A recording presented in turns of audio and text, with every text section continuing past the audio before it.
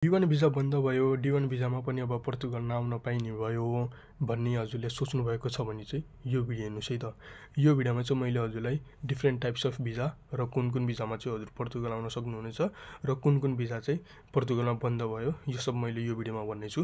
त्यही भएर यो भिडियो एन्डसम्म हेर्नुस् होला र यदि मन पर्यो भने लाइक गर्नुस् र सब्स्क्राइब गर्न पनि नबिर्सनुस् है त। नमस्कार साथीहरू, यो भिडियोमा चाहिँ मैले हजुरलाई डिफ्रेन्ट टाइप्स अफ भिजा र हालैमा चलिरहेको न्युज जब सिकिङ भिजा बन्द भएको, D1 भिजा बन्द हुने खबर आएको, कुनैले D1 भिजा बन्द भयो भनेका छन्, कुनैले जब सिकिङ भिजा बन्द भयो भनेका छन्।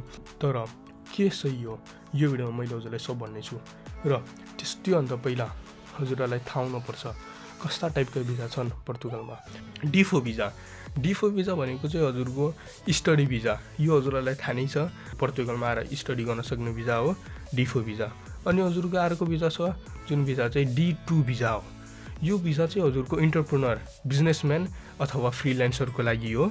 D3 भिजा हाइली क्वालिफाइड प्रोफेसनल्सको लागि हो। D4 भनिसकेँ मैले, स्टडी अथवा कुनै रिसर्चको लागि हो।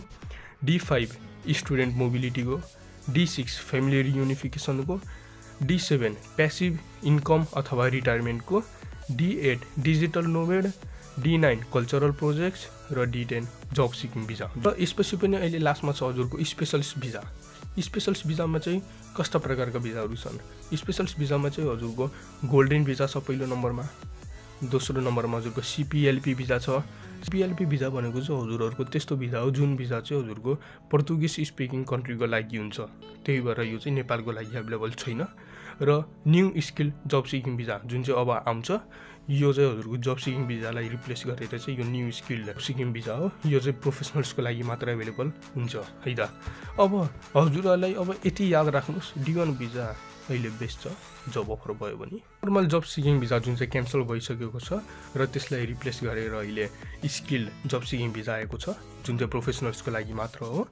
र हजुरको D4 भिजा स्टडी भिजा र D2 भिजा इन्टरप्रेनर अथवा फ्रिल्यान्सर भिजा हुन्। कुरा गरौँ हामी जब सिकिङ भिजाको बारेमा। जब सिकिङ भिजा चाहिँ हजुरको यस्तो भिजा हो जुन भिजाले चाहिँ 120 दिनसम्म चाहिँ जब खोज्नको लागि आउन दिने भिजा थियो होइन। किनभने यो भिजा अहिले एभाइलेबल छैन। पहिलो कुरा D1 भिजा, दोस्रो कुरा जब सिकिङ भिजा। यो दुइटै डिफ्रेन्ट हो।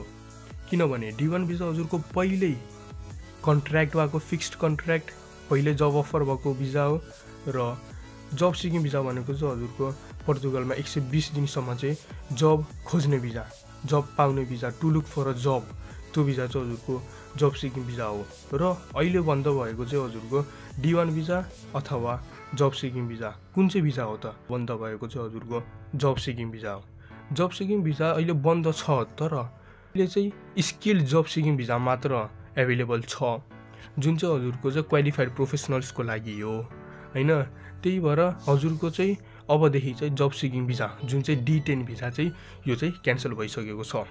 चिन्ता नलिनुहोस्, D1 भिजा समय क्यान्सल भएको छैन। D1 भिजा अझै पनि ओपन छ होइन। त्यही भएर अबदेखि चाहिँ स्किल जब सिकिङ भिजा मात्र एभाइलेबल छ क्वालिफाइड प्रोफेसनल्सको लागि यदि हजुरहरू काम खोज्न आउनुहुनेछ भने। D1 देखि D10 भिजामा चाहिँ हजुरलाई जुन भिजा राम्रो आउँछ, जुन भिजा चाहिँ ठिक हुन्छ हजुरलाई पोर्तुगलमा आउन, त्यो भिजामा हजुर आउन सक्नुहुनेछ। र यो भिडियोमा चाहिँ हामीले हरेक भिजाहरू हेऱ्यौँ र भिजाको टाइप्सहरू होइन, र कुन चाहिँ भिजा बन्द भएको छ र कुन चाहिँ भिजा अझै पनि ओपन छ र कुन चाहिँ भिजामा हजुरहरू आउन सक्नुहुनेछ। आई होप हजुरहरूलाई चाहिँ यो भिडियो राम्रो लाग्यो होला र हेल्पफुल लाग्यो होला। र यदि हजुरलाई यो भिडियो इन्फर्मेटिभ लाग्यो भने चाहिँ लाइक गरिदिनुहोस् र सब्स्क्राइब गर्न नबिर्सिनुहोस्। आजको लागि यो भिडियोको लागि यति नै।